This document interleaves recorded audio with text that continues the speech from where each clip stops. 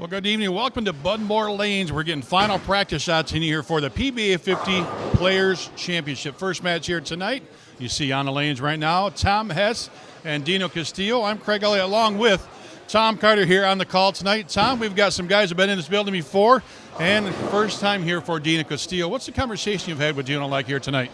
Dino and I have been talking about it, and we got to control the speed. Hey, Dino's got great speed and has the ability to throw through the break point, and we got to slow it down, get the right serve in his hand so he sees some ball motion.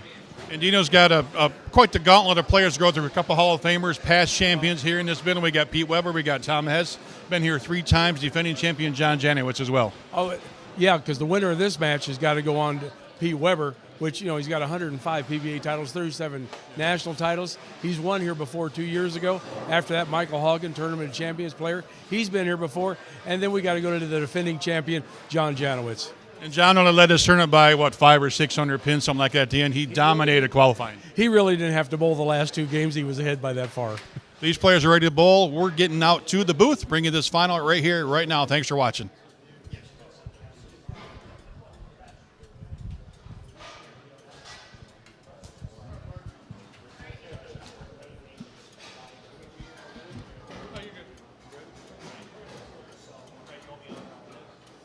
All right, it's my pleasure to introduce your first match. First of all, our number 5 seed. He owns 1 PBA career title. He's won 10 times on the PBA50 Tour. 2021, he was the Player of the Year and the Rookie of the Year for the PBA50 Tour. He won the U.S. Open and the Senior Masters. PBA Hall of Famer, Tom Hess.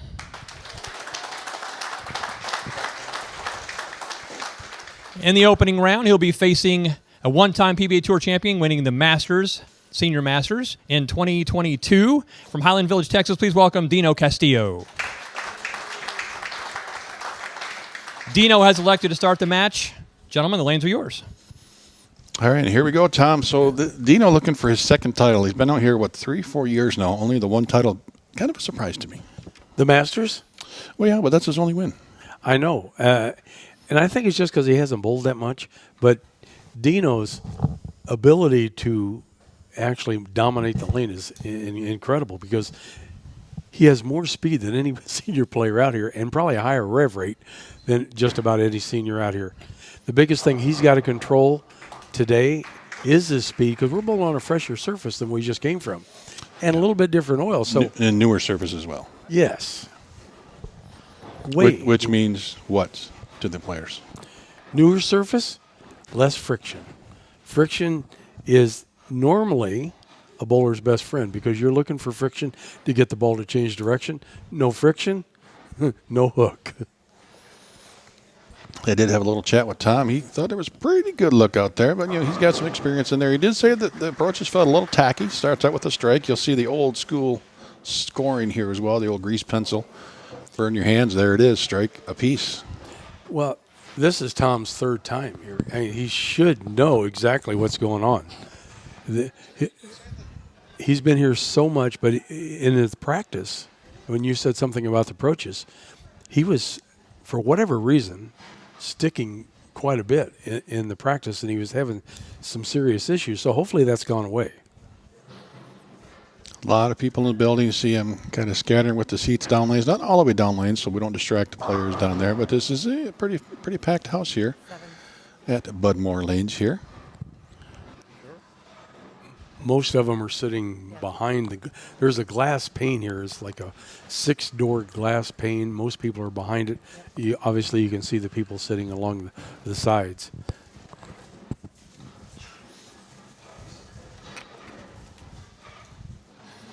One guy we didn't mention in the Open, Michael Hogan. It's been a couple years since he's won a title. Well, in 2008, he was the Tournament of Champions. That was that unbelievable finish against Chris Barnes. So he's got a Tournament of Champions title, and I think that's what most people remember Michael about because that was an incredible finish.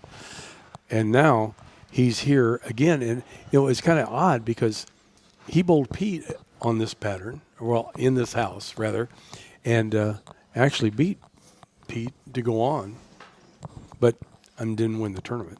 You think Pete remembers that? I have no comment. Yes, that's a yes. That's a yes.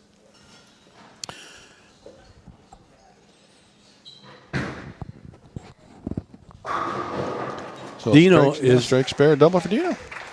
You don't know if Dino struck or split because every shot he throws, he looks like, oh, that was horrible.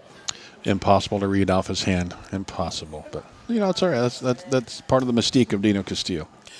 And what we're bowling on, and I'm sure that you guys have alluded to this, we're on 44 feet. We're on the Billy Hardwick pattern, which is, for people that haven't bowled on it, it's absolutely brutal unless you have the right roll. It's amazing. There's a huge out of bounds. There's kind of a track area that you can play. You have to move deeper as the games progress because we bowled 18 games on this. We had the fresh, the burn, and the double burn. Everybody migrated left, which you do on a breakdown. But the problem was you could get to the pocket, but you couldn't strike, so you tried to amp it a little bit or get around a little more, and the ball squirted. Most people's mistakes were splits, not missed spares. Well, there was a lot of them, too. Just a ton of amount of splits. You thought you threw it good off your hand, and the ball checked 5 feet sooner and was right through the face. Yeah, there was a lot of splits this week, and it cost some players. Almost cost Tom Hess a chance to even make the Stepladder. He was in third and just kept kind of falling back there. Had to get a good count on his field ball to keep down Tom Doherty from making his first Stepladder final. And almost messed that up. That was close. And even the missed spares this week. We saw JJ miss a couple. We saw Tom miss a couple. And that's probably two, if not the two best pair shooters on this tour. Well, to see JJ miss a spare is unheard of. He just doesn't miss. Here's a guy. Well, he missed 4 last year, 4 single pins for the whole year. Yeah, I said that. I don't even have anything to say about that. I don't know what you would say. JJ, if there's an anomaly in this sport, it is John Janawicz. He is so good. He sees the lane, he sees the pattern, and he never loses the pattern. That's what's amazing. There's guys out here that have it great one day, and they lose it the next because either the field's not right, they're just not feeling it. It is a senior tour. You don't feel the same every day. But JJ just seems to be in this groove that never changes. Yeah, he was probably the most consistent from block to block all week long. Never really showed any chink in the armor. At one point, when he was 600 ahead. Yeah, that's why he led by so much. He could have not bowled the last 2 games last night. He goes, I'm just going to save my arm because it doesn't make any difference. So funny enough, I talked to Wonder Woman Linda Carter, your amazing wife, who's part of the tournament director team, and Tony Lanning about that. So, what if JJ just took a couple of games off? Well, you realize, Tom, he could actually come in late for the block and take zeros. But if you said, I'm just going to take off games 7 and 8, that's a withdrawal. That's a withdrawal, right? so you can take games off early. So and then come back in. If you called up Tony Lanning and said, "Hey, I'm sick. I'm going to be there, but I might miss the first game. I get all zeros," and you come in, that's okay. And that's okay. Yeah. But if you decide you don't want to bowl the last 2, that's a withdrawal. And it's not like it happens very often where somebody's 500-600. We've seen it in the past. U.S. Opens, Ronald Page led by over 500 at Flamingo Bowl up or just outside of Syracuse a couple years ago. But it's pretty rare to see a dominance like that. Well, to see anybody lead by 600 on 44 feet on a 3.6 to 1 with 31 mils of oil is kind of bizarre. Should we look and see how many JJ beat you by, Tom? Do you want to do that? Let's not talk about that. Okay, we won't. Let's move on. Dino Castillo. Hey, I had a good first day, but I don't want to talk about me because that's just not the thing to do. Here's the problem we just have right there. Yep. He has the ability to get so fast, so quick, and not realize it and throw it right through the break point.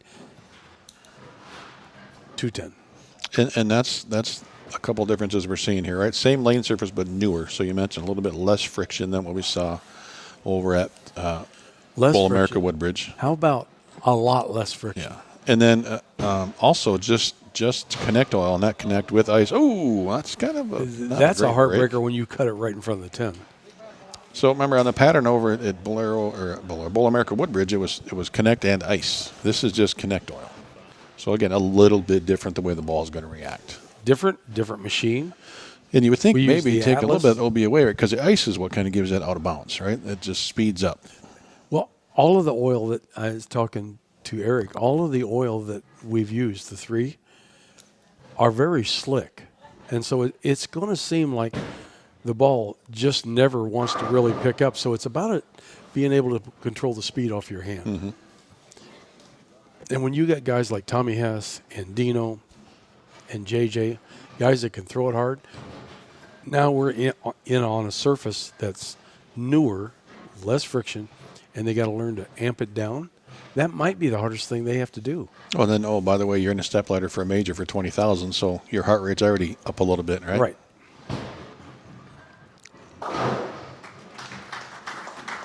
Well, Dino starts out with a double spare. Then it's like, okay, I just got to get a little. Then you get too much. So all these guys are actually major champions in their careers as well. Let's remember that. So they've been in these positions before. Tom Hess has won the Masters. Dino won the Senior Masters. Pete Weber, obviously, he's got 37 national titles and 105 regular, with his regional titles. He got a Tournament of Champions winner in Michael Haugen. And, the PBA 50 Bowler of the Year that should be a Hall of Famer, but he's just not. Doesn't have enough years on the PBA. He's not old enough. He's not old. He's a senior, but he's not old enough, right? Yeah. That's because he wasn't a member for so many years as he was, had a different job. And I got a little tidbit for you here on Tom Hess. I'm not sure if you realize this one. As far as his major titles, he's going for the Grand Slam today. Really? Yeah. I did not know that. Yep, he's going for the Grand Slam today. So he knows it, so a little bit more pressure. It's kind of funny. This morning, he had said something to Bill Moore that, I'm sorry, Bill, I'm not going to make the show this year. Mm-hmm. And all of a sudden, here he comes out of the gate, front 8, front 9, front 7, front 8. It clicked. Oh, my God. It just went nuts. And here's Dino doing what Dino, unfortunately, does. 8-pin back there, too, isn't it? He can't gas it. He's got to back off. I'd love to go up there and just grab his shirt and pull him back. I said, quit throwing it so hard. But it's so easy for him. His speed is effortless. Well, and his speed comes from his footwork, right? I mean, in great shape, strong, uses a lot of legs, and doesn't take much to gas it. Even it's like half mile an hour, but that's significant. Well, it's huge. It's huge.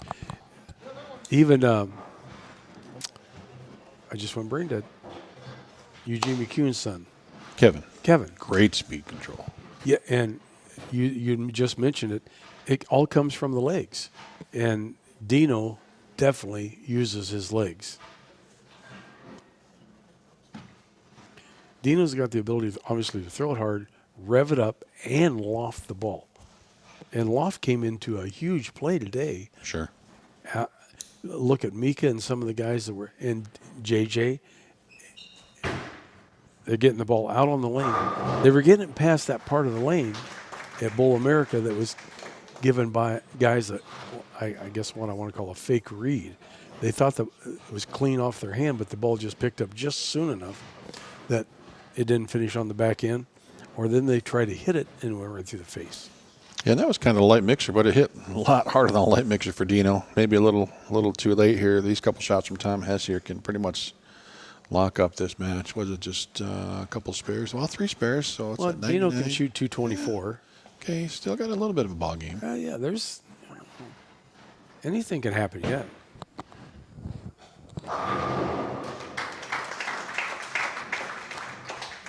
That's vintage Tom Hess right there. Yeah, Tommy's kind of pulling the trigger right now. I mean, look at that speed control. That was very composed.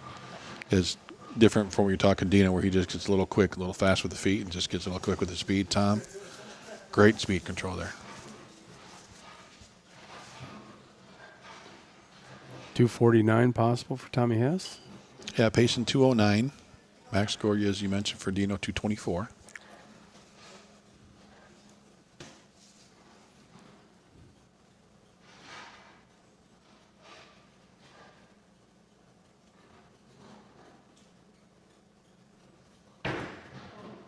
Oh, he missed left. And it almost laid there. Almost laid there. All right. Broke up the split, though. Yeah, well, that almost looked like it could have been a Greek church, and that would not have been a good thing to happen. And you heard him Reddit release like, oh, that was bad.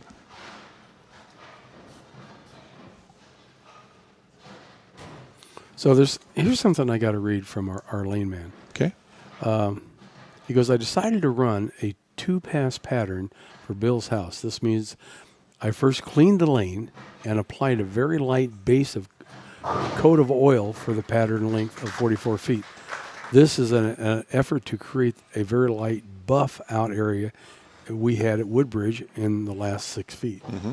So, I mean, as a lane man, going from one machine to another, using different oils, I mean, his job's got to be He's a bit of a scientist. He takes brutal. it serious. He really, really loves what he does, and he takes it serious. So I like it. And the next paragraph goes on to say, then I ran an oily pattern for 38 feet, which simulates the volume and shape of the bulk of the pattern. Our ratios ended up being similar, 3.6 to 1 across the lane, and the volumes with 2 passes should get us close to the front to back tape. And, you know, if you don't think the guys out here, the lane guys, try to do the best they can do for both sides to create shape, you're crazy, because once they create it, it's our job to try to figure it out and bowl on it, you know. And being a senior player, some days you have good days, some days you don't. And just talk to Amaletto. He goes, I could see it the first day. It felt so good. And the next day, I couldn't see it. Yep. And he goes, and I said, well, I think that becomes from, one, you're a great bowler. 2, you want it so bad that you're just tense on the inside and you couldn't relax. And then, like the last 3 games, when you knew you were out of it, he goes, Yeah, I could see it. Yeah. Well, you seen it because you were relaxed. And We see that a lot. And you can go, if you look at the scores, there's some players out there, I won't call them out today, but their last couple games every block were much better because they realize, you know what, I'm not going to make it, and you relax. And all of a sudden you have a good game. Exactly. Tommy Hess, 226. Yeah, pacing 226. The max score now for Dino, 224. 224. So Tommy can shut him out here in the 10th. That's easier said than done. We are in, if you've never been to Bill Moore's house, folks, we are in the workout room. We're not even in the bowling area. We're around the corner in the workout room, so we can't see the lanes other than on our monitors. And JJ walks in with his little notebook like he's going to take notes. Yeah, and me in a workout room was a little foreign as well, so a little uncomfortable. Well, for us being in a workout room is a little strange.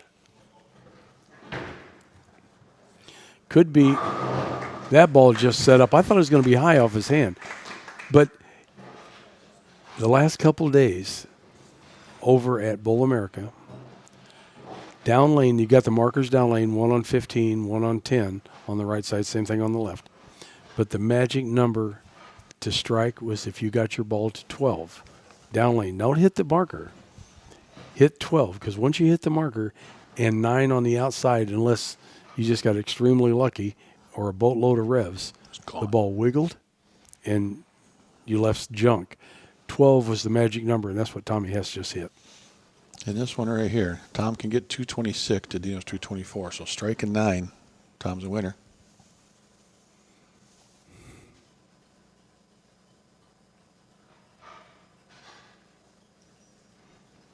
Look at how quiet this entire building just got for that shot. That's quality right there.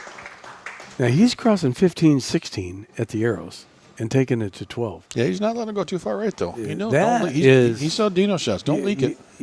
Right there, like 16, 11, 12. I mean, we aren't giving the ball away because they all know there's an out of bounds. If I get it right on this pattern because it's a fresher surface, there is no chance of striking. 9's a win, 8's a tie.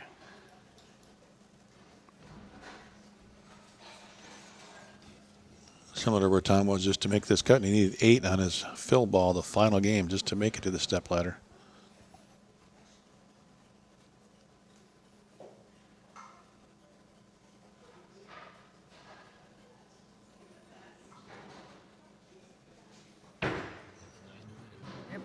That's enough. That's enough. Those two opens in the middle of Dino's game where he gassed it just a little bit. That's the difference. Speed control out here, folks, is unbelievable. We always talk about, as you get older, I don't have the speed, but on our patterns out here, because they know we're seniors, there's a little more volume, and some of the younger guys that can throw it hard really have a tough time controlling that speed to get it slower. Well, and that's why Eric does some of the things he was talking about in his little rundown there. Some double runs, adding some oil, adding a little bit more volume, so that you guys don't have to throw it 17, 18, 19 miles an hour, because that doesn't usually end good when this group's got to do that. No. Dino beat Tom Doherty in the position round to get to this spot. And I asked Tom Doherty, he's the new guy out here, and I go, what's the difference do you see being on the senior tour to the regular kids tour? And I said, obviously the age, so we can't talk about that. Let's talk about patterns or whatever you see as far as bowling goes. He goes, right now I haven't got enough tournaments in to give a good answer to that. He goes, I feel like I haven't got to play my A game out here yet. I feel like I'm playing my C game. So until I get to play my A game, I can't tell you what really the difference is. Right now they seem about the same, Yeah, he's going to be a tough out at the Masters, though, because he's going to make that top 64. Before we start, we had a little presentation here this morning, or this afternoon, and let's watch that real quick here before this next match starts. Well, good evening. Welcome to Bud Moore Lanes here in Clifton, Virginia. We're getting ready for the finals of the Bud Moore Players Championship here. We've got a little special presentation tonight. We have PBA Hall of Famer Johnny Petraglia and our new Executive Director of BVL, Miss Jessica Abel. Come on out.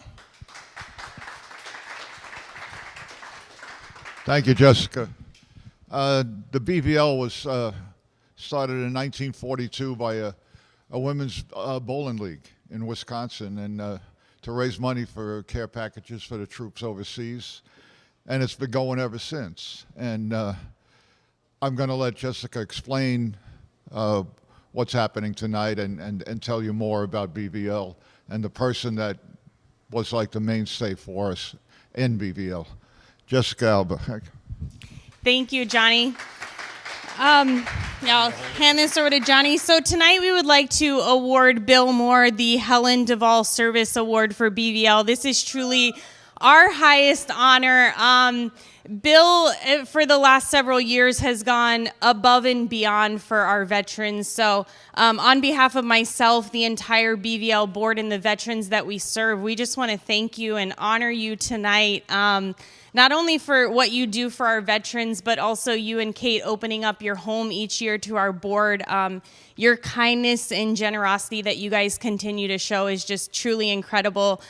Just when we think Bill can't do any more, he does more the following year. So it is, no pun intended.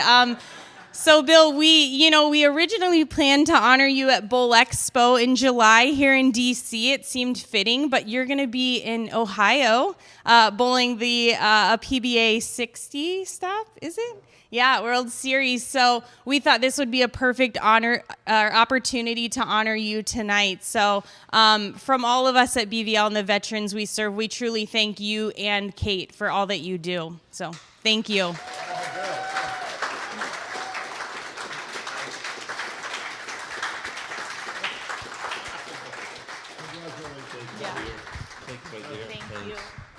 Crazy. Here you go. And you may Say I don't know what to say. Well, thanks. Go ahead. Thank you all for coming, and I hope we have a great tournament tonight. And BVL's been pretty special, obviously, with Johnny around. None of this wouldn't have happened, but we started with a grand opening party, and then we had a BVL event, and now it's an annual event. And Tonight is the 5th edition of the world's largest professional sporting event with a championship at somebody's house. How cool is that, huh? All right. So I feel honored, and I thank all you for your help. And if anybody wants to come out on November 8th and come to the charity event, we'll be here November 8th, and we'll raise a bunch more money for BBL. So thank you. Thank you.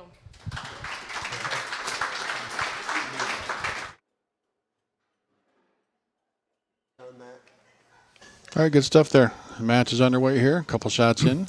Tom Hess with a strike, Pete with a strike and an open. Pretty cool moment there, Johnny, for Bill Moore and all the service he's given to BBL through the years, and he's got a long way to go. Yes, he does. It's you know, the award is a terrific award. Helen really held everything together for 50 to 60 years. Her traveling across the country, visiting the vets, and any VA that had a lane should be doing exhibitions and instructions, and a wonderful woman. And it's a great honor to receive her award, and I'm sure that Bill appreciates it. And years to come, he's done so much already. Who knows how far it's going to go? It's just wonderful.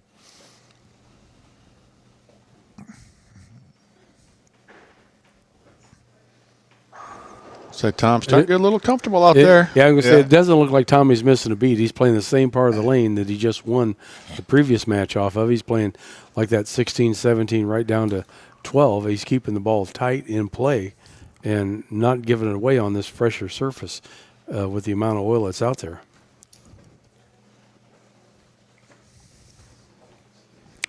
Pete won this tournament 2 years ago. Tom Hess was on that show. And so was a few others. Game 1, Chris Barnes against Tom Hess. That was the one that Chris Barnes probably never wants to remember.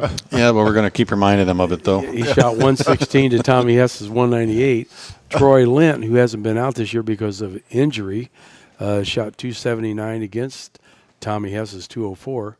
Then went on against Bill Rowe and beat Bill Rowe 268 to 258. Then Troy Lent had to bowl Pete Weber, and Pete won that match 236 to 211. And he was vintage Pete, too. That was fantastic. Oh. Absolutely fantastic. Well, it is a bad break when you really need it.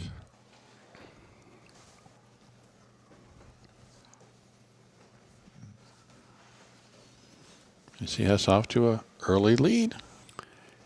I think Tommy's feeling pretty comfortable. Again, you know, you've been here 3 times. You kind of understand what's going on. Mm-hmm. It's not a surprise to him. He's been throwing the ball fantastic.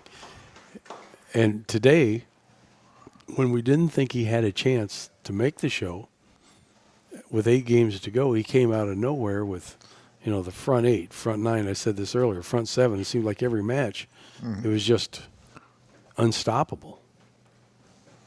Johnny, you've been in this position a lot. How important is it? You know, Tom's got that game under his belt, out on the lanes, gets comfortable. Is there an advantage to that? Absolutely. You reach a point where every once in a while I would do a number in my head. Everybody's completely different. But like, say, for instance, right now, if he makes the spare, he's clipping at shooting a 219 right there. And you start leading up, if you look at Pete, what he can bowl, and you say to yourself, 1 ring and 10 in the middle, what does he end up bowling? And right. You can put a number in your head rather than bowling your opponent and just bowling your game. It works for some people, it doesn't work for other people, but you have to find out the niche that makes you bowl better when you need it. And I think in a way, on the important shots, we're in a situation like mine that I was fortunate enough to bowl a 300 on TV. You can always draw back on that when a shot is important. You say, well, I'm really not that nervous. I had to throw a shot for $100,000, and if I didn't get it, it was nice try. Well, just for the record, we have no idea what that's like, Johnny, but you do. Yeah, you take your best moment and put that in front of you, and it gives you much more confidence. Did you have any superstitions, Johnny, before you went to lanes? Did you know, like a lucky shirt, lucky socks, or something? You always like same routine. Hey, I'm bowling a show tonight. I'm going to go eat lunch here. Anything like that? I had favorite outfits that I like to wear in different generations. I did the outfit that in the when I was 47 years old was much different than when I was 27, and I loved bell bottoms. I loved light green or way to go, Pete, or even olive drab, military green. It's always been one of my colors that I like, and I always try to. Well, for instance, when we're bowling and you make match play, I always wanted to be in black and gold on the final block. I felt most aggressive that way. Anything to get a little edge, and we saw that shot there a lot, Tom. I mean, that kind of reminds me of Carlton Chambers' shot in his roll-off, where he missed it in, but it just laid there. That's what Pete's shot just did. He missed in a lot, but it sat there. That one's missed it in way more. Pete's not got happy away with it. He turned around and I seen a couple of those today with Pete, and it was indicative of this pattern. Yeah. If you missed in, the ball wasn't floating to the right. And set into the pocket. It was going left. Now, what you left was, a shot in the dark, but Pete got away with that with the double, which keeps him in the match. What's still amazing with Pete, and David Lamont and I talked about this earlier, even with his slower ball speed, and he had shots that were 13.5, 13.9, he still gets it to not overreact. I just don't know how is that possible.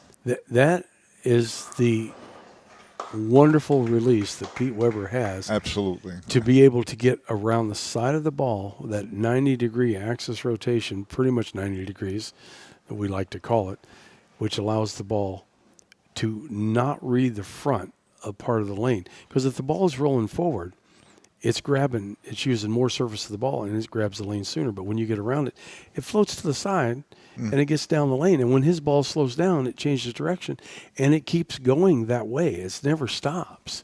And Pete's got that unique ability. When I first came out years ago in the regionals and trying to, get acclimated, when Pete was playing fifth arrow, everybody else was playing the gutter. When Pete was playing the gutter, everybody else was playing fifth arrow. And it happened in today's game. Guys were playing where Tommy's playing right now, around 15. Pete was playing 25, 27, going to 12, just totally different. They're like, how's Pete in there so far and still getting the ball to hit? Well, there's only a few guys that we've seen through the years that have that trick, right? I mean, Lenny Boris comes to mind where Lenny could just spin it through everything. Doesn't never read the front part lane, like Pete. And we always said that Lenny's got that voodoo roll. And that's true. It's true. He's got that voodoo roll. And the ball just gets down the lane, and he gets to play. It's like he gets to play in the dirt, and his ball never reacts to it. Mm-hmm.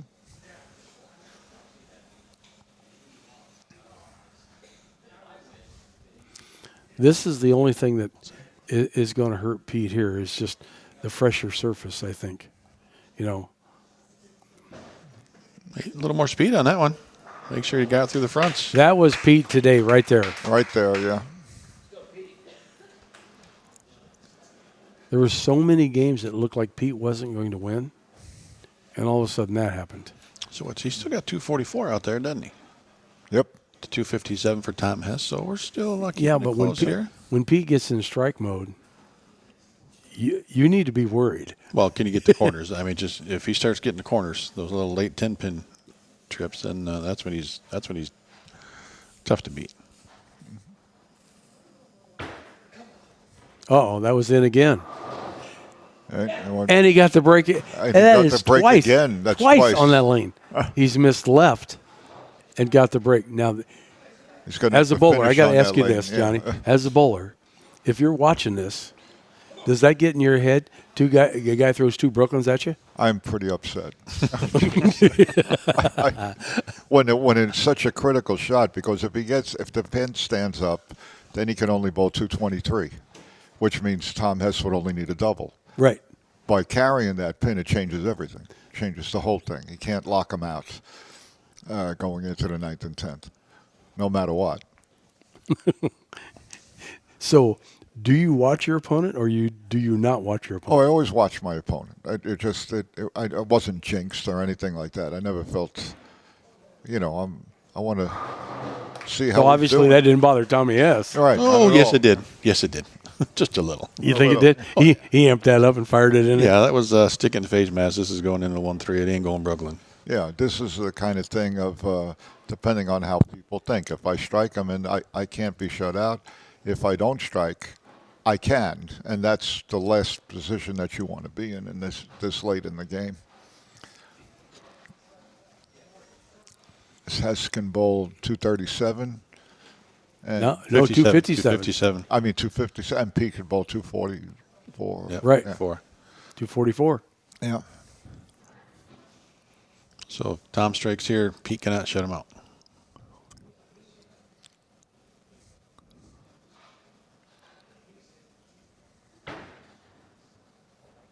Tommy's walking it out. Yeah. Okay, he's not running it out. He's No, walking it he's out. walking it out. Well, He you can't actually go too backed far it. here. You'd He backed run it into out. a wall here if you went too far. So you got Yeah. to be careful in the friendly confines of the Bill Moore household. Well, he's getting a little pumped up. He wants his win again. Yeah. Johnny, we mentioned earlier. This is for the Grand Slam for Tom if he gets to win here. Does he? Oh. Yeah. So this is a big one for Tom. Yeah. Oh my. Oh. That is game, set, match. Well, you said it earlier, Tom. Don't get it too far right down lane. That ball never even thought about making that turn. You hit that marker down lane, and it's like voodoo. The ball just goes like, I don't hook. So for the viewers out there, what's the Grand Slam? It's all four majors, right? I'm asking you. Well, we have 5 on this tour now. But yeah, this will be number 4, 4th different one. So Pete made it. He's not dead yet. So. Lost a lot of count though. But when you're looking at the Grand Slam, you're talking about the senior Grand Slam. Yeah, senior Grand Slam. Okay. You get 219. Yeah. Yeah, that number doesn't look real good right now. No, it doesn't. Yeah. Yeah, Tom 9 out is still 224. So 25 to 10. Oh, See, you hit 10 down lane. Yeah. Bad juju. You just don't do that because the ball doesn't read. And there's so many. I mean, we're using an Atlas machine out on tour. Then he's got a Brunswick Max here. But if you ever bowl on this pattern on just a normal Kegel machine, the amount of oil, the amount of loads, 2 to 2, which means gutter to gutter. Yeah. There's 6 loads going down the lane on the outside, 2 to 2. And there's 3 loads starting at, I think, like 15 feet coming back. So basically there's 9 loads going gutter to gutter, which basically tells you 10 and out is out of bounds. Your ball is going to pick up speed if it gets right of the marker down lane. Mm-hmm. Not a good scenario. Yeah, it was this. Sometimes the lanes were beautiful there, and sometimes they were really tough. Tom, well, he's completely relaxed right now. You got to really keep it together when you're getting into that zone where I got to make sure that I realize I got the next match coming up. That's even.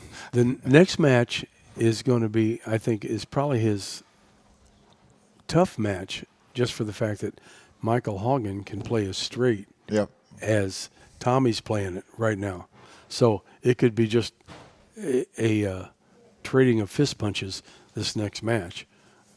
And Haugen's throwing the ball as good as he has in a long time the last couple of weeks, this season so far. Well, Johnny and I watched him yesterday, and it almost looked like he was pointing the ball from 15 to the pocket. Yeah. Didn't it? And Johnny is commenting to me, he goes, how's he doing that? How is he doing that? Because if my ball hit that part of the lane where his hit that part of the lane, I could make the 610. He's like, how's he keeping it right there? His ball never read the lane. It just stayed on line right to the pocket. Oh, right to the pocket. Yeah. That was a ball change for Tom to try something a little bit different because he does not get any practice shots before the next match. Michael Haugen will. And Tom Hess wins 2 matches, trying to run this stepladder here. All right, Tom Hess moves on to face our number 2 seed. Our number 2 seed's a 5-time champion on the PBA Tour. He owns 3 PBA 50 career titles. Senior U.S. Open, PBA 50 Rookie of the Year in 2017, followed it up with the Player of the Year in 2018. Please welcome Mr. Michael Haugen Jr. And the last title for Michael Haugen Jr., 2018 River City Extreme Open up there on Monticello, Minnesota. I remember being there. 7 years. You know, we were just talking a little bit before Johnny left us, and again, thank you, Johnny Petraga, for sitting in. It's always fun to hear. We're going to hear more and more stories. We enjoy that. I know. I wish we had time for him to tell some of the stories. We could spend all night long. But you know, the biggest difference, I know we both mentioned that Haugen is really throwing it good this year. And you know, the last couple of years were rough for him. And I talked to him earlier. We can share this. You know, he went through a lot of personal issues the last couple of years. You know, his mom passed away and some other stuff going on. And this year, he's in a great headspace. And his results are showing that. Well, being out here, if your head isn't clear, then and you're thinking about things back home or things anywhere other than the job at hand, it's tough because it's tough enough out here without having something else going on in your life.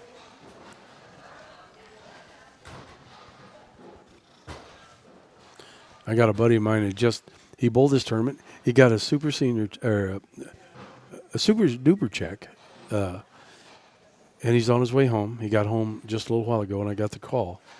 His wife is a diabetic, and when he walked in the house, she's passed out on the floor. Oh yeah, you know. And so when you got, how do you bowl when you got something like that going on? And he's got her to the hospital. And things are going to be fine, but still. You know, it's tough to leave home when you know you got situations at home that could change everything about it. It's tough to keep your mind on bowling. So the miss left, Brooklyn 9-pin for Michael Haugen Jr. makes a spare.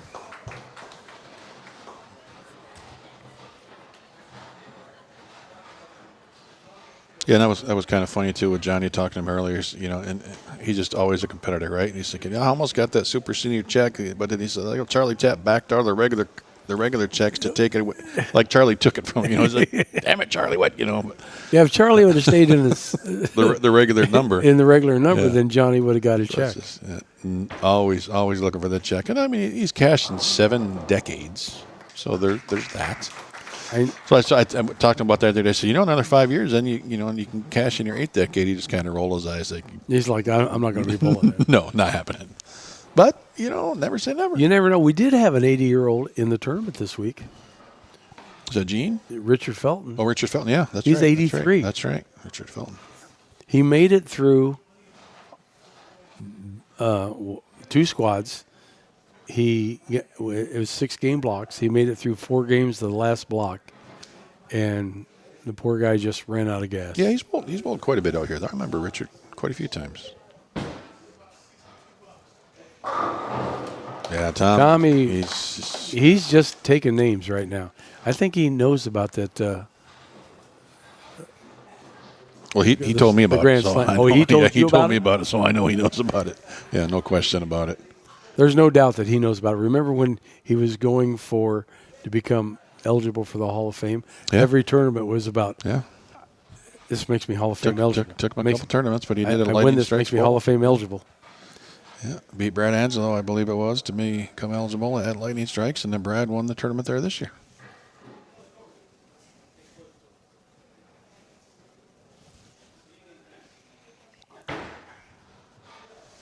Well, that ball is just tracking. Whoa! Oh, wow, that's a good shot. I mean, that's a really good shot. Ball tracking right in the pocket. 8-pin, doesn't want to cooperate, but still a good shot. That was brutal. And even with that shot, you see Tom Lewis, you'd hear him just say, what do you do? Screw him down there, Bill? Screw that 8-pin down so it doesn't fall. So he's still staying loose. Well, if you can stay loose, your swing's loose, Yeah.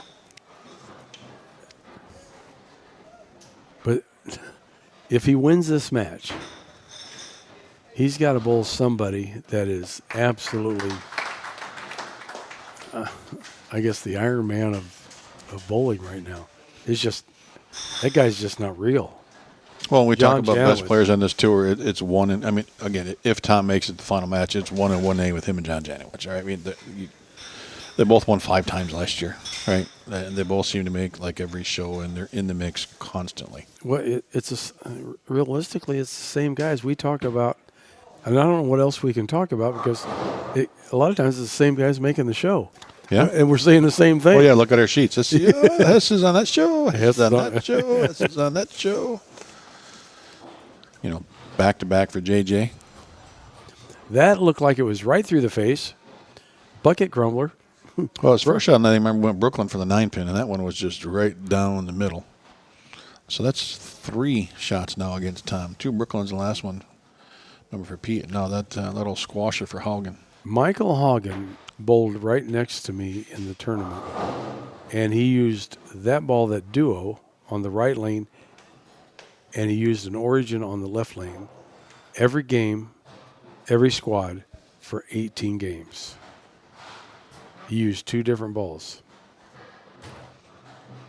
Pretty solid game plan. It worked out well. Yes, it did.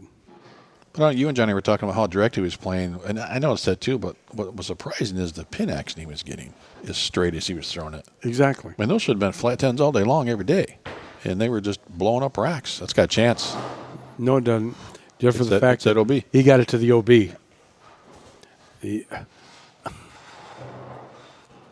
I was talking to Eric, our lane man, and on this pattern,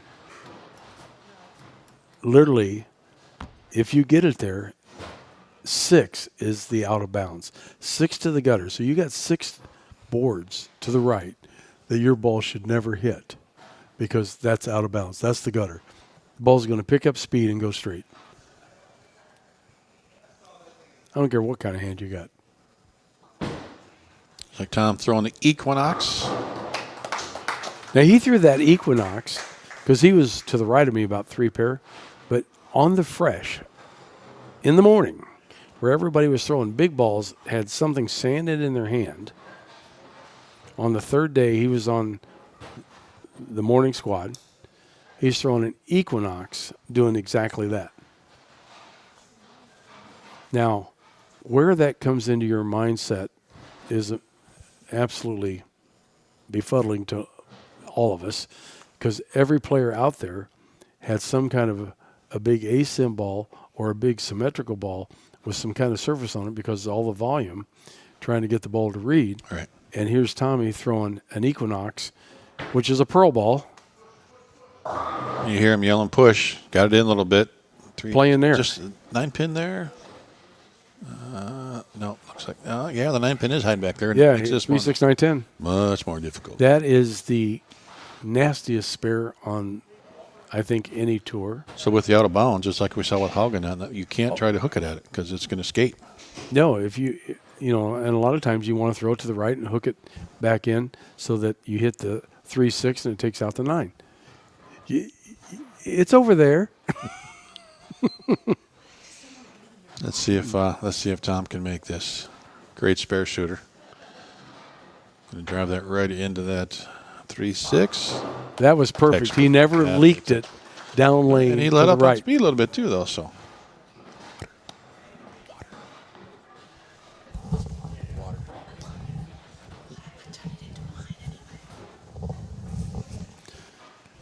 That is a huge spare on this pattern.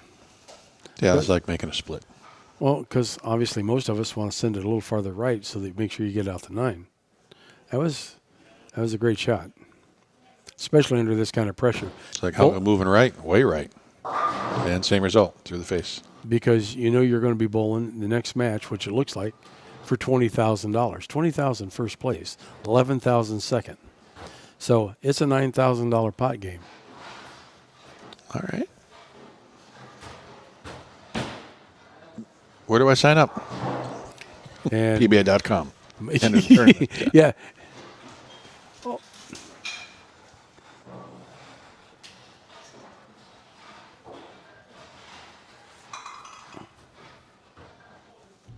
There are benefits of having a tournament in Bill Moore's house. Several. Great food, great company, great hosts, and some pretty darn good bowling. And you see the scorers up here because Bill's down there. I mean, you can't see Bill, but he's actually the one with the grease pencil keeping score. And he has a huge roll of these. I mean, they come in a huge roll. Oh, I know. I used to have to rip those off when I was a kid. hundreds at a time. And Bill said, as long as there's a roll here, we'll have a tournament. So we could be here for a few years. Yeah, and we're not. We probably will be. Yeah, I can't tell you how many rolls of those I used to have to cut by hand years ago. A lot. On those telescores, how many times you burn your hand? Yeah, Forever. Still have scars. Oh, I told the story, I think, 10. the first year that we came here, but I crossed with Amaletto one year when we still had those scores. And see the hand up there writing the scores?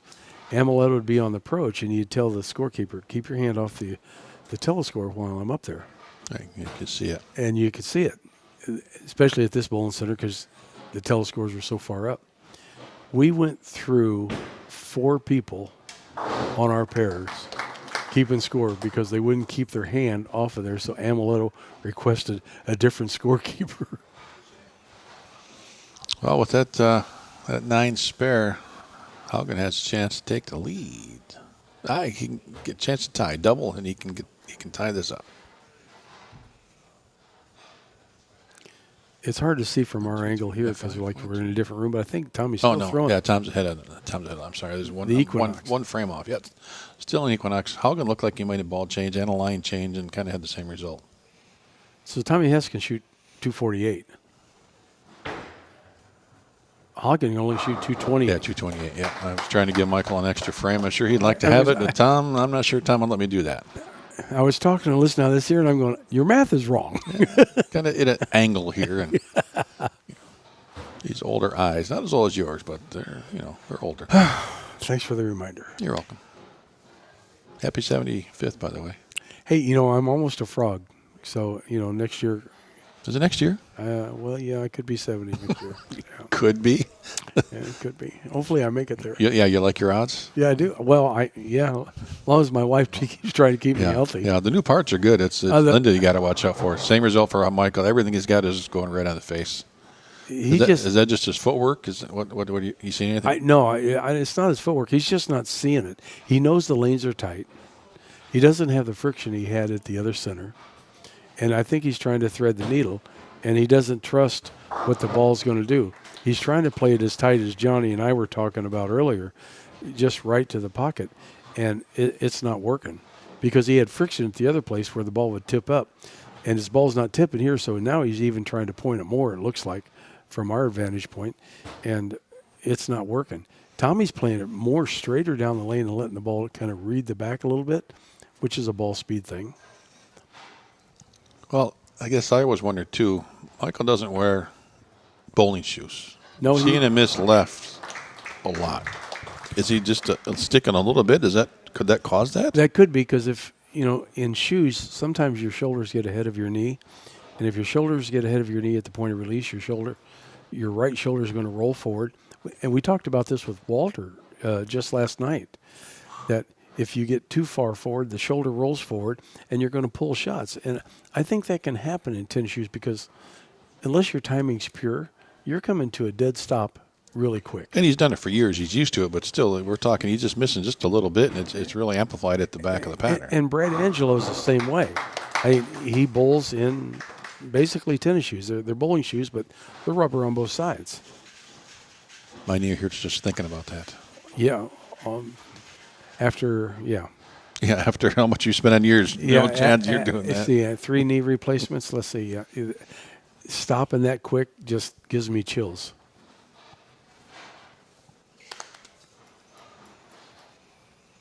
What are we now? 208, the max score. It's funny. We're talking about obviously being old, but this morning, Mark Clark, and as great a bowler as Mark is, he had tape on his arm, and he went and bought a sleeve for his arm because he felt like he pulled a muscle. Bill Moore, or Bill Rowe rather, the same thing. He thought he tore his bicep. He had tape around it, and because he said, I just feel like I can't throw it. Bill Watson, he had something on the back of his neck because he felt like he strained his neck. And I'm going, everybody out here has got. Welcome to the senior tour. Yeah. It's sad, but there's always issues. And you take like Tommy Hess, I don't think he's got a problem in the world, which is not fair. I think there should be a fact that you should show your medical status and say, okay, I qualify. Yeah, I mean, one thing you have to worry about out here in this too is if you're on a medication, somebody else in the paddock's got what you need. So what do we get here? 2:15 pace for Tom Hess, 2:08 max for. So Michael can still throw some strikes and keep a little pressure on Tom. At least make him show up and mark in the 10th. Michael is throwing balls right now that he hasn't thrown all week. And I'm not sure, which kind of probably looks like a physics blackout because it's so dark. Well, and that goes back to what you were talking about earlier, right? He's kind of out of the game. He still has a chance, but just a little more relaxed and just made a better shot. Not forcing it, not pushing, pressing. JJ just walked in front of us. He's got his notebook in hand. You know he is taking notes about what's going to happen out there.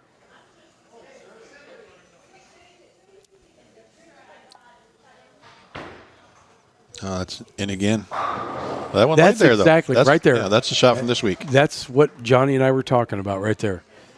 It looked like his ball never gave up the 1-3 and it went at him. He crossed, 15, 16 at the arrows?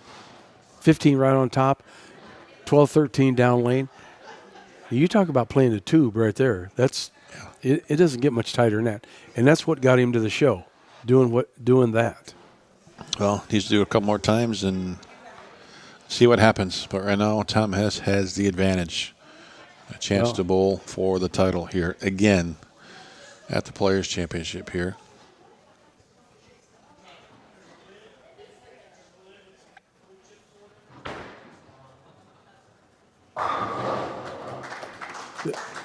Once he gets locked into doing that, he's unbeatable. Yeah. And that's not, I mean, you're talking. But it took him an inch and a half difference between the shots that went high to that shot right there. Unfortunately, it took him 7 frames to figure that out. But the game's not over. If Tommy makes an errant shot here in the 10th, Michael could be bowling for the title.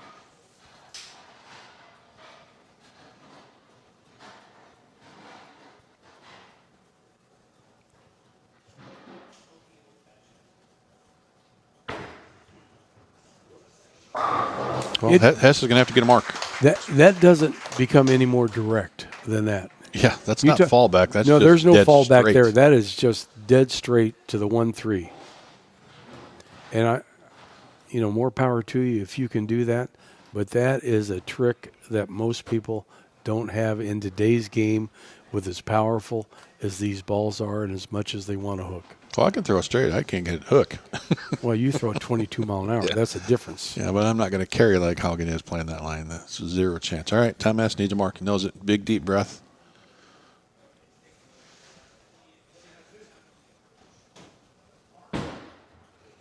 He likes it. No, he don't. Yes, he did. Well, he did. He was hoping. A little bounce right there. Well, Tom's going to bowl for a title yet again here.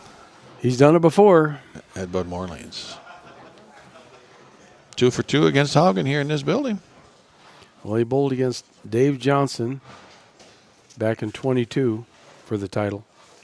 So now he gets another chance at it. Is the second time the charm?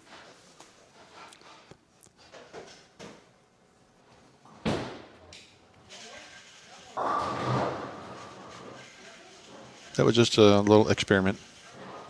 Is that what that was? Yep. I think it might have been a different ball. Didn't quite get a good, maybe been a different ball. Definitely a different line. Just to see what's in there. This is a different ball for sure. Well, I know Mitch the Beasley origin, is here, the Storm rep, and I know him, and Mitch is off camera. You can't see him.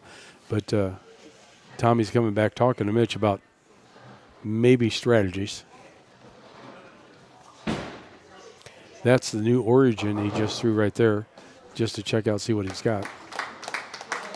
I like that Equinox look still. I mean, JJ's going to have some shots here, and of course Tom and Mitch will be watching that, how we can change the pattern. But boy, that Equinox still looks pretty darn good. Tom Hess advances once again to face the tournament leader. Your number 1 seed, is an 8-time winner on the PBA 50 Tour. In 2023, he won the PBA 50 Tournament of Champions and was the reigning or the Rookie of the Year that year. He moved on to be the Player of the Year, so he is our reigning PBA 50 Player of the Year and defending champion of this event. From Winter Haven, Florida, please welcome John Janawicz. So JJ was saying, I kind of like that feel, that little bit, that 30 seconds shorter. He goes, 30 seconds. I'm going to go home and change 16 balls and see how they work. Yeah, then he changed the other 44 after that. Hess, All right. sticking with Equinox. Here we go. Here we go. Tommy Hess. Give me your bowling pick. for the title again. Give me a pick, Tom. Who do you got? Defending champ. Guy's been here 3 times. Which one? I mean, again, these were 1 and 1A. I'm never any good at this. I'm always wrong. In our pursuit for the pins, I actually picked Tom Hess to win this week before the tournament started, so I got to stick with my horse. Okay. Well, I guess, if you're going to go with him, I got to go with Janawicz just because otherwise there's nothing to talk about. Yeah, no bet. I mean, there's nothing to talk about. It's a pick, and Vegas has this even. Tommy Hess starting with a strike. So it'll be interesting with John Janawicz. Janawicz he won last year, defending champion. Liz Johnson started off 257 to 245 against Rakowski. Then she lost to Janawicz 233 to 205. Big bully. Then Janawicz beat Chris Barnes 269 to 173. And then Janawicz beat Mika, which, Mika, last year had 8 shows in a row without a win? Well, 9 if you count Jonesboro, I believe, in there too. So John Janawicz. So JJ beat Liz Johnson. Yeah. Chris Barnes and Mika. Is that all? Yeah, that's really? it. That's it? Yeah, and obviously they can't play. Beat Mika 195 to 182. I think we'll see a little higher scoring game here. So on the chat, I'm sure there's a chat going on. I never see that. Yeah. Out there, what's the score going to be to win this match? We haven't seen massive scores tonight, but this still feels like it's going to take at least 220. Is what you think? I mean, it's not going to be any lower than that. At least 220.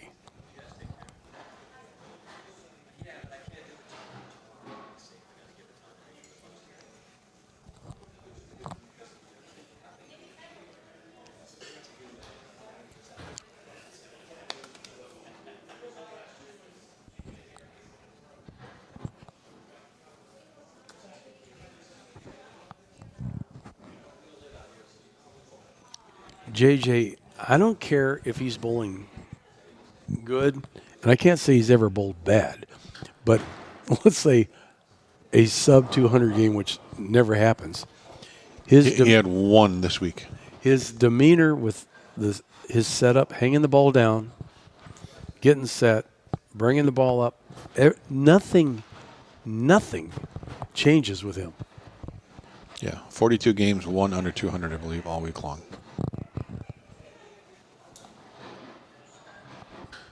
Which talks about his spare shooting and keeping the ball in play. You're leaving makeables, and you're making them. Just like the first 2 shots. I was told a long time ago, if you fill those boxes up there with either a X or a slash, your odds of being in some kind of match play finals are pretty good. Whether you get to the show or not, that's debatable, but at least getting to the point where you're getting a check is pretty sound.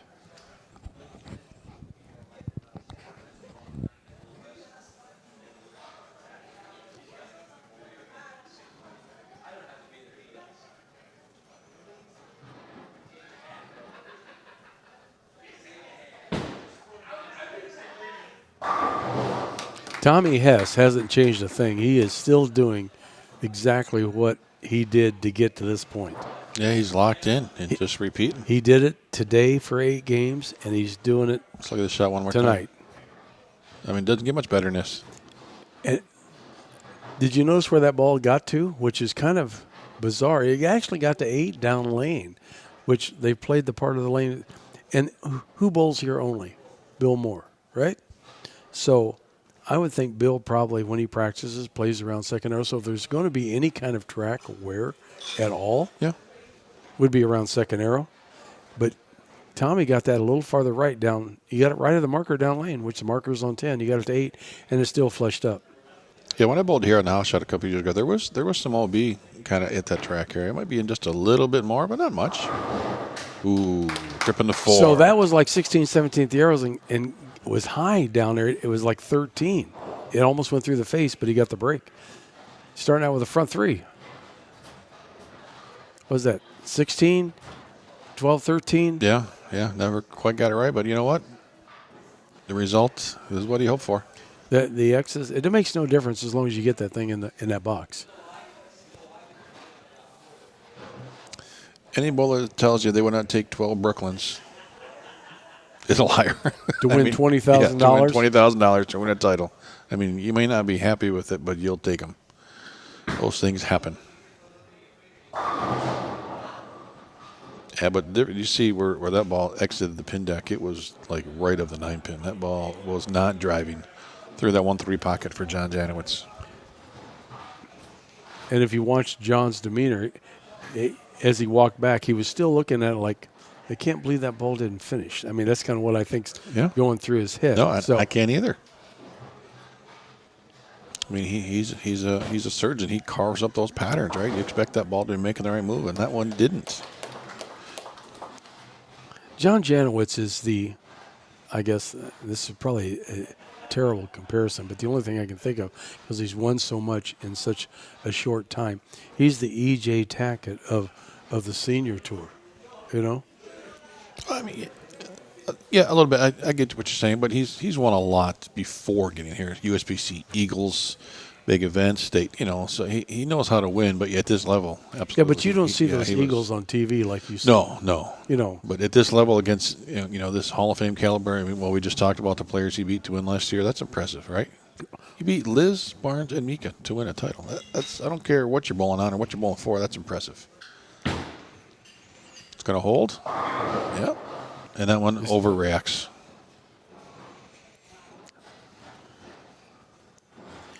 He has that same look, though, when he's striking. Yeah, between him and Dino, it's tough to read either one of the players. I can't read if he's happy with the shot. When he's striking, he looks the same way. He has that kind of little, it's not a smirk, but he's it's just always thinking. Confusion look on his face, like he's always analyzing. But I know one thing, he's got to figure out the analyzation here pretty quick because he's sparing and Tommy Hess is striking. Spares ain't going to do it. No.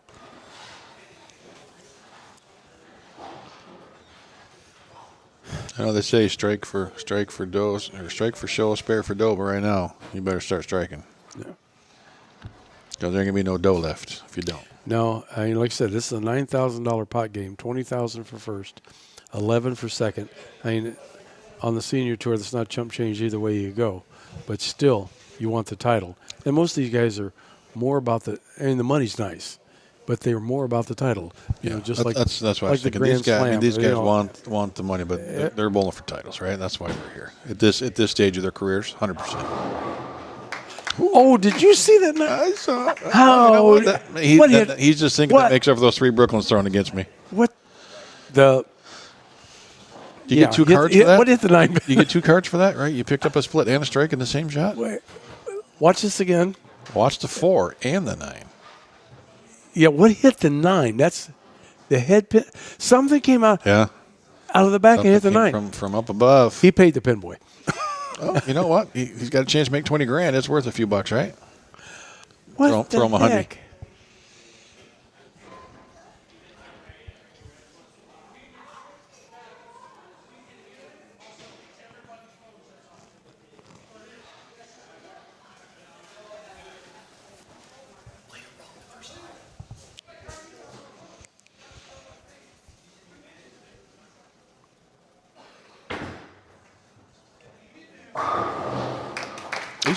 He's playing a little different each lane, right? Looks like that one he's playing the inside a little tighter. Tommy Hess is taking this to the bank, boys.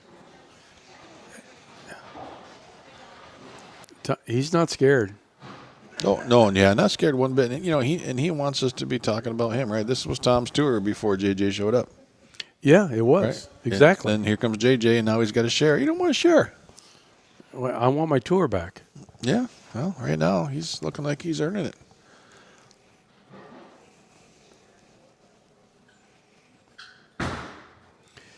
So there is a total different line that just came out of nowhere. You And see where different JJ ball. just played that? Yeah. He goes, okay, here's what I'm going to do. I'm going to take a full step to the right, and I'm going to play like 8 right at the arrows and 8 down lane. How about that? Yeah, if he had 7, it's gone. That's a problem, though, right? I mean, that's I a tight line, but it worked. You get that close to the out of bounds. I mean, that's a gutsy move, folks.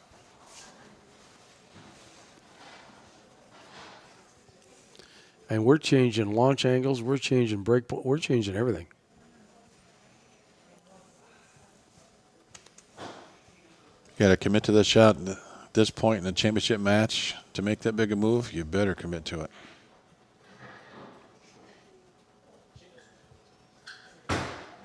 Oh, that's right of it. No, it ain't. Still got it there. That was dead pure right there. Still got it there. We got Look at that look. He always does that with his hand up on his lip, going like, I wonder if that was good. Oh, he's got some calculation going on in that. You know, his trigonometry or Pythagorean theorem or what does Tommy Einstein's think? relativity, whatever it is going. He's got something going on in that brain we don't understand. Yeah, I wouldn't want to be inside that head. But what's Tommy thinking now? I was like, did he just find something? Because if he found something, he could take this off the sheet. So he could, but Tom still got the advantage. He still has a chance to miss a couple times and still keep the lead in this game. Doesn't want to miss, doesn't plan on missing, but he's got a little bit of room. He didn't miss. Front 6. Was that a new shot or was that the same shot he threw the last time in that lane? I think it looked very similar. Yeah, I think it's the same shot.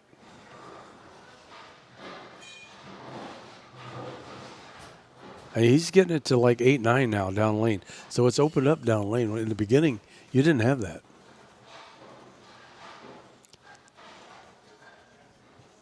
So Tommy obviously is going at a 300 pace to John Janawicz 256 if he goes off the sheet. 2-9 spares out of Tommy makes this a close game. Assuming John Janawicz keeps striking. But it would be, how cool would it be to see Tommy Hess shoot 300? I mean, Hadn't happened here. No. 299, Brad Angelo, I believe. Brad Angelo had 299. That's it. Never a 300. Whoa. Thank you, bowling gods. That was a bigger break the than, bowling gods than that are 9 going, pin. Yeah. yes, we are going to help you out.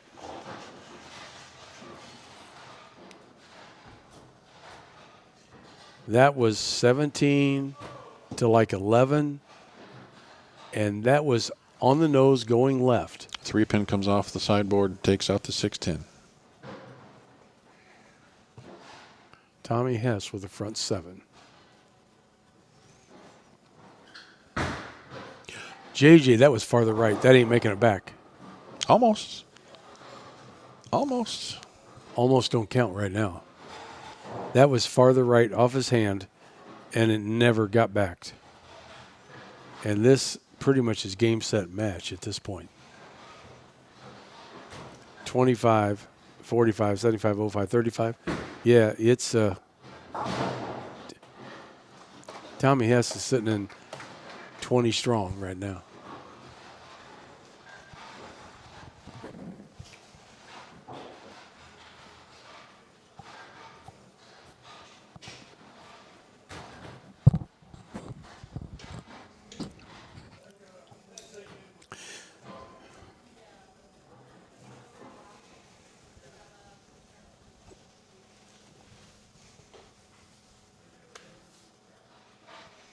What's they give us now? 235 for Janawicz.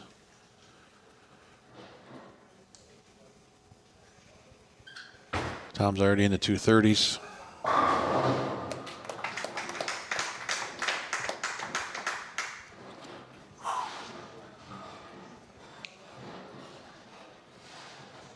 One more strike, it's all over.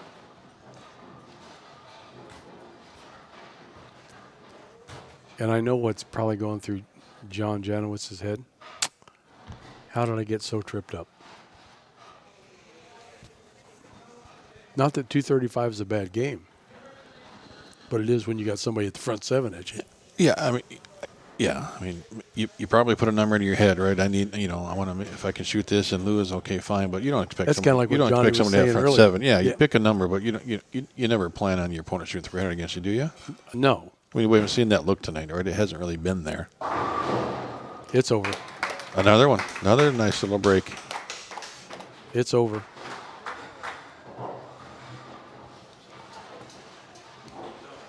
So 300 in the bill, and you get like a free room to stay for life at Bill's house during the tournament or something. Yeah, Got to be a little bonus, right? Free meals, free whatever you want for the rest of the time you get to bowl. And Tommy Hess, he's got to know that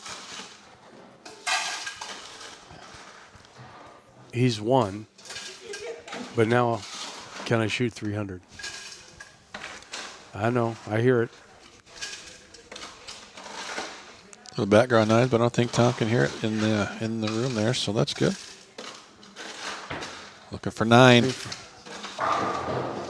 We're going to have a chance. For you people at home, what we're talking about, there's a bar right behind the lanes, and there's I think the doors must be closed. I think the doors are closed, Yeah. but there's a lady getting ice, and it's rather noisy, and the lanes aren't that far away, so we were wondering if Tommy could hear her chopping away at the ice. Well, so Tom knows he just won the tournament, right? He's been wanting to win in his building for a while. Yeah, he's accomplished that. Now, he's also accomplished the Grand Slam. And now a chance to shoot 300. First time it's happened in this building and in a final, in a championship match against John Janawicz. That's all. There's no pressure there. No, not a bad night's work. I don't know what you're worried about. I mean, honestly, pressure's off, right? He's won the match, right? So now he can just relax and throw the 10th Yeah. frame. But, you always want to be the first guy to show up. Have you ever been first 300 in the building? No. So this first time it's ever. Oh, yeah. Well, I have. Yeah? Yeah. I mean, a small town tournament. It's all right. Actually, 2 of them, believe it or not. It's been a million years ago. But yes, I have twice. And I shot 300 in a title match once. There you go. So, Those are nice little things to have on the resume. but that's when parts worked. It was 3 knees, 2 shoulders, and a hip. No hip, 1 shoulder, 3 knees. Thank you. Details, whatever. Don't mess up good story with the facts.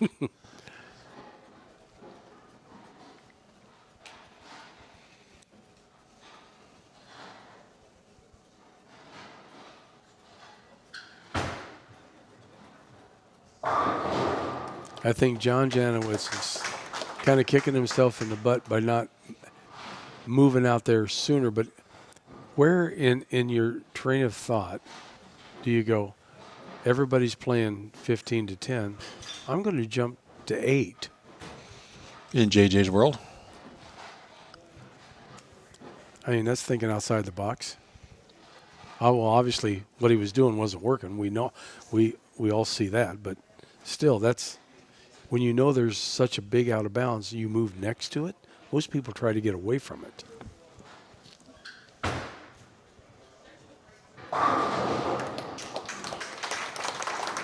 .235. Not a bad ball game at all. Nothing to be ashamed of. No. Right? I shot .235, and I only got beat by 65. Yeah. This is why we do this, Craig. I mean, Mika's won a match by more than that in his career. Let's not go there. Okay. Tom's not watching. I hope. Yeah, no, he was. Yeah. All right, Tom S., can you finish off with 300?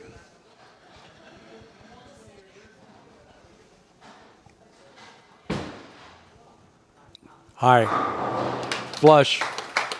It looked high off his hand, and it was flush. But how many times, today, did Tom have the front 7 or 8? He just got locked in today on something. Yeah, once he found it, he repeated over and over and over again. The same thing he's done. He's thrown some great shots tonight. Didn't he have an 8-pin earlier? Just a couple that really didn't care. He's thrown some really good shots. And he ran the Stepladder, earned his title. No question about it. He's earned it. Now just trying to put the icing on the cake. And he's a big teddy bear. You know, in the interview, Well, I'm going to make him cry. He's going to cry. Yeah, You know that, I'm going right? to make him. And that's okay. I would too.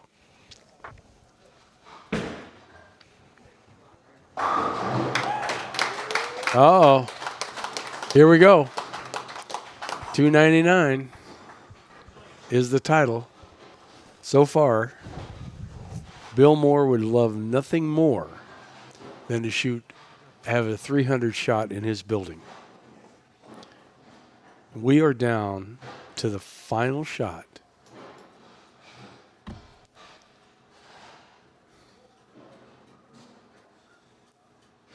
He's already got the Grand Slam.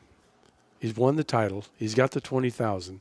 But I think it's more important right now to shoot 300 in Bill Moore's place.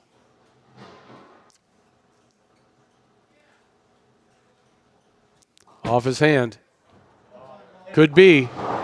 Oh, 298. Still a great game. Tommy Hess, winner of the Bud Moore Classic. 298 over 235.